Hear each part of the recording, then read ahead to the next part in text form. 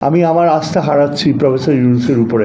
এতগুলো দিন, এতগুলো মাস আমি প্রফেসর ইউনূসকে পূজা করতাম, তার পক্ষে সব কিছু বলতাম, কিন্তু আজকে আমি প্রথমবার বলতে বাধ্য হচ্ছি যে তিনি এখন অন্যদের হাতের পুতুলে পরিণত হতে পারেন।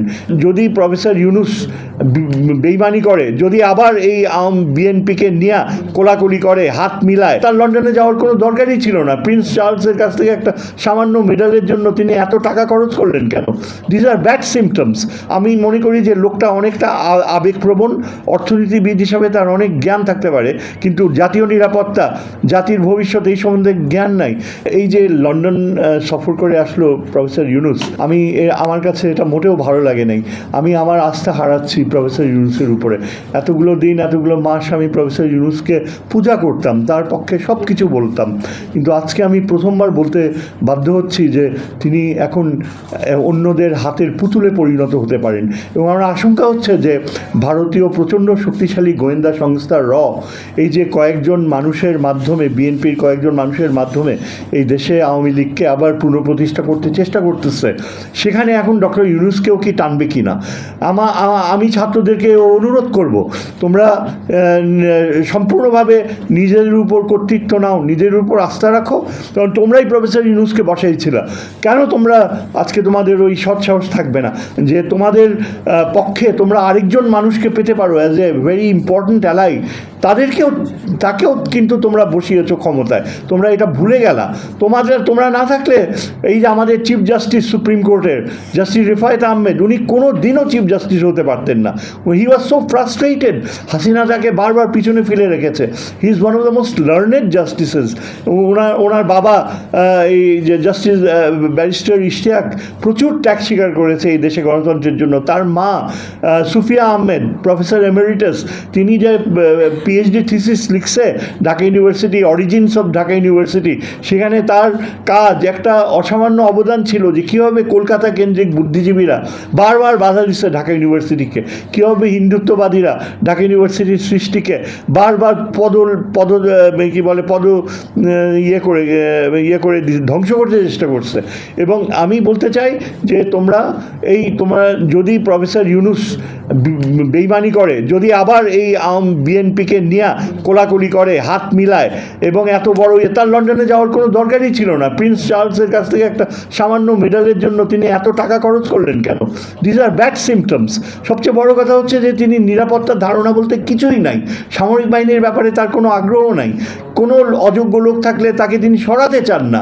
তার অনেক অবদান রয়েছে, যে অনেক টাকা সে লোন টোন রিপেমেন্ট, এগুলো তার অনেক সাকসেসফুল। তার ক্যাবিনেটে বেশ কয়েকজন ভালো ভালো লোক আছে, কিন্তু কতগুলো অপদার্থও তো রয়েছে, এদেরকে তিনি কিচ্ছু করেন না। We cannot afford this sort of luxury. আমি আজ সাজেস্ট করবো তোমাদের ছাত্রদের যে তোমাদের এই সিলেক্ট করা এই যে জাস্টিস রেফায়েত প্রায় 5-6 বছর আগে যখন প্রেসিডেন্ট ট্রাম্পকে রিমুভ করা হচ্ছিল, তার বিরুদ্ধে ইমপিচমেন্ট প্রসিডিংস হচ্ছিল, হার্ভার্ড ল স্কুলের এক প্রফেসর এই সব প্রসিডিংসগুলো তৈরি করতেছে যে কীভাবে ট্রাম্পকে ইমপিচ করা যায়। এবং এই প্রসিডিংসের অনেক কিছু রেফায়েত সাহেব তখন তো কিছু কাজ করতো না, just like a retired justice সে বসে থাকতো, কারণ হাসিনা তাকে চাচ্ছিল বরখাস্ত করতে, এবং সে হাসিনার বিপক্ষে অবস্থান নিয়েছে বেশ কয়েকবার।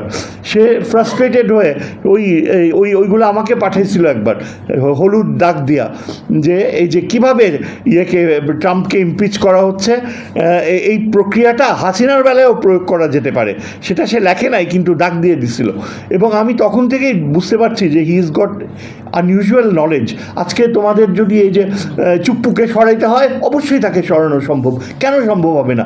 এটা ইচ্ছা করে বিএনপি তাকে ধরে রাখছে আওয়ামী লীগের প্ররোচনায়, এবং তার মাধ্যমে এই সেনাবাহিনী প্রধানকে ধরে রাখছে যেন সেনাবাহিনীতে কোনো সংস্কার না হয়, যেন এই ইন্টেলিজেন্স মেশিনারি এমনভাবে কাজ করে আগামী ইলেকশনে যেন ব্যাপকভাবে দুর্নীতি হওয়ার সুযোগ থাকে। আবার এই তাকে ইলেকশন নিয়ে এত উদ্গ্রীব হওয়ার কী আছে? এইখানে এই লন্ডনে তার সাথে যেই লোক যে কথা বলছে, সেই লোক তো কিছুদিন আগেই বলছিল যে আমরা কোনো মহামানব চাই না নেতৃত্ব দিতে। সেই মহামানব চাই না বলা লোকটাই লন্ডনে বসে তারেক জিয়ার সাথে তার সাথে হ্যান্ডশেক করতেছে, ইলেকশনের ডেট সেট করতেছে। আর এখন এইখানে এই যে আয়শা ঢাকায় এসে এখন কোন দিকে তিনি যাবেন আমি বলতে পারি না। আমি মনে করি যে লোকটা অনেকটা আবেগপ্রবণ, অর্থনীতিবিদ হিসাবে তার অনেক জ্ঞান থাকতে পারে, কিন্তু জাতীয় নিরাপত্তা, জাতির ভবিষ্যৎ এই সম্বন্ধে জ্ঞান নাই। চিফ জাস্টিস কিন্তু যদি চায়, তার যে অবস্থান, সে সিম্বলিক রোল পাকিস্তানে দেখেন চিফ জাস্টিস কিন্তু খুব গুরুত্বপূর্ণ রোল প্লে করছিল ওই যে পারভেজ মুশারফকে সরাইতে। ভারতে চিফ জাস্টিস ল্যান্ডমার্ক জাজমেন্ট দেয়। ছাত্ররা যদি মনে করো যে তোমরা এখন ইউনূস সাহেবকে উপর আস্থা রাখতে পারতেছো না, তাহলে তোমার you don't have to put all your eggs on one basket. আজকে তোমাদের কৃপায় যিনি চিফ জাস্টিস হয়েছে অত্যন্ত লার্নেড ম্যান, এবং তার নানা ছিল জাস্টিস ইব্রাহিম, যিনি পাকিস্তানি আমলে পাকিস্তানের সামরিক শাসনের বিপক্ষে এমন অবস্থান নিয়েছিলেন যে এই পাকিস্তানের জাজমেন্টের ইতিহাসে তার নাম স্বর্ণাক্ষরে লেখা। জাস্টিস ইব্রাহিম, তিনি হচ্ছে এই চিফ জাস্টিসের নানা, আপন নানা, এবং তার রক্তে রয়েছে প্রতিবাদের শক্তি। সে ব্যবহার করে না, তাকে ইউনূস সাহেব পাশে রাইখা দিচ্ছে আনইউটিলাইজড, কিন্তু সে তোমাদের অ্যালাই হইতে পারে, ইচ্ছা করলে সামনে আসতে পারে, সে চুপ্পুকে সরাতে পারে, সামরিক বাহিনীর রিফর্মসের কথা বলতে পারে, এবং দেশে যে এই যে অন্যায়গুলো হচ্ছে, যে বিচার অবশ্যই হওয়া উচিত। আমাদের ছাত্ররা যে জীবন দিল, তার বিচার না হওয়া পর্যন্ত কোনো ইলেকশন হওয়া উচিত না। এটা অনৈতিক, এটা অন্যায়, এটা আমাদের নিজেদেরকে অপমান করা। আমরা কি সেদিন এক ভদ্রলোক গিয়ে আওয়ামী লোক টেলিভিশনে ওই কর্নেল হক যে ইয়ে করে, ওই রাওয়ার প্রেসিডেন্ট, তার সাথে টক শোতে ঝগড়া শুরু করছে। সে ওই আওয়ামী লীগের ওই লোক বলতেছে যে 71-এ 30 লক্ষ লোক মারা গেছে, আর এই সংগ্রামে মাত্র 2000 লোক মারা গেছে। কোনটা বেশি ইম্পর্টেন্ট? 71, আমরা 71-এর দায়ী, আপনি কিছু না। এই হক কিছুই বলতে পারে না, বলে সেটা ও তো সেট আপ করে না, ওরা বেশি করে বলছে। ঠিক আছে, এই রকমের তুলনা কীভাবে করে? হ্যাঁ, 71, কিন্তু এই যে 2000 লোক মারা গেছে, তার সংখ্যাতাত্ত্বিক ধারণা কেন দেয় যে 2000 কিছুই না? এত সাহস কিভাবে হয়? আমরা তোমাদের ন্যারেটিভ তৈরি করতে হবে জুলাই ডিক্লারেশনে। This is also important for you, the history of this country. It must go back to the 13th century, যখন ওই যে মুসলমানরা ইখতিয়ার বিন বখতিয়ার খিলজি এসে মুসলমান শাসন স্থাপন করছে। তারপর ধারাবাহিকভাবে অনেক শাসকরা আমাদের যে ইতিহাসে যাদের অবদান রয়েছে, আমরা তাদেরকে কখনো খাটো করতে পারি না। এই শেরে বাংলাই he was the father of two nation theory. আজকে দ্বিজাতি তত্ত্ব ক্রিটিসাইজ করে আওয়ামী লীগ, দ্বিজাতি তত্ত্বের ফাদার ছিল শেরে বাংলা। লাহোর রেজলিউশন মুভ করে দুটা আলাদা জাতি, এখনও লাহোরে বাংলায় লেখা আছে, আসাম ও বাংলা লইয়া আলাদা রাষ্ট্র গঠিত হইবে। এই দ্বিজাতি তত্ত্ব, মুসলমানদের আলাদা রাষ্ট্র সৃষ্টি করা, সোহরাওয়ার্দী নিজে মুসলিম লীগ মেজরিটি পাইছে দেখাই পাকিস্তান সৃষ্টি হয়েছে। Jinnah was not the father of Pakistan. পাকিস্তানের স্রষ্টা ছিল সোহরাওয়ার্দী, এবং দ্বিজাতি তত্ত্বের স্রষ্টা ছিল শেরে বাংলা। আমরা সৃষ্টি করছি আমাদের এই চিন্তাধারা, আমাদের এই মুসলমান যে গৌরব, সেটাকে খাটো করতে চায় আওয়ামী লীগ। শেখ মুজিব সেকুলারিজম আইনা এই দেশে অখণ্ড ভারতের পথ এখন খুলে দিচ্ছে। এটা বুঝতে পারো না? সেকুলারিজম কি মানে? দ্বিজাতি তত্ত্বকে রিজেক্ট করা। দ্বিজাতি তত্ত্বকে রিজেক্ট করা মানে হচ্ছে অখণ্ড ভারত।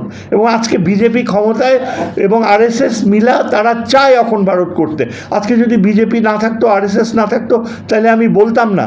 কিন্তু আজকে বলতে বাধ্য হচ্ছে যে আওয়ামী লীগকে এখন পাল্টাছে অখণ্ড ভারত সৃষ্টির সবচেয়ে ওয়েপন, এবং এই জিনিসগুলো তুলে ধরতে হবে, আমাদের ইতিহাস সৃষ্টি করতে হবে। আর ভবিষ্যতে আমার মনে হয় আমরা কোনোভাবেই নির্বাচনের ধারণাকে প্রাধান্য দিতে পারি না। আমার মনে হয় ছাত্রদেরকে বলা উচিত যে আমাদের প্রধান উপদেষ্টাকে, যে আপনি যেই পথে যাচ্ছেন সেই পথ আমাদের পথ না। আপনি ইলেকশনের কথা ভাবতেছেন, কেন আপনি বিচারের কথা বলবেন না? কেন আপনি আরেকজনকে তুলে ধরছেন এভাবে যে সেই আগামী প্রধানমন্ত্রী হবে, এমন একটা ভাব দেখাচ্ছে?